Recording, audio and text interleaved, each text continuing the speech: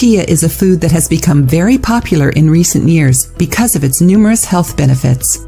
These seeds, native to Central America, have long been the basis of food for people who lived in that region, and it is not by accident. Chia has 5 times more calcium than milk, which makes it ideal for those who are lactose intolerant or for vegans.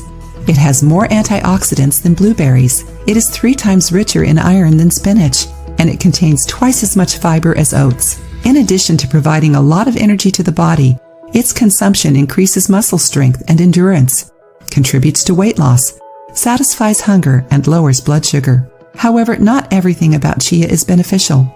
It also brings some risks along with it. In today's video, we'd like to talk about those risks. In an article published by Dr. Rebecca Rahl on the American College of Gastroenterology website, she explains that chia has the ability to expand up to 27 times its size. For this reason, those who suffer with reflux or have problems swallowing should avoid consuming it. It's also important to be careful to eat the seed only after they expand. The growth of it inside the body causes problems in the esophagus.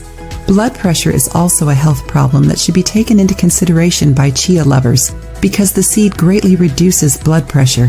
If you eat chia seeds regularly, make sure that your blood pressure is normal. Some medications may also interact negatively with chia, causing serious problems. Diabetics should also be on alert since chia has the ability to reduce blood sugar. Because it's high in fiber, it's very useful for those who suffer from constipation. Therefore, those who suffer from diarrhea should avoid it. After hearing these tips, don't think that chia is a bad food. It's quite the opposite. Knowing its risks and how it interacts with your body, you can eat it correctly and take advantage of its benefits. What about you? Do you like to eat chia? How do you prepare it? Leave us your opinion in the comments.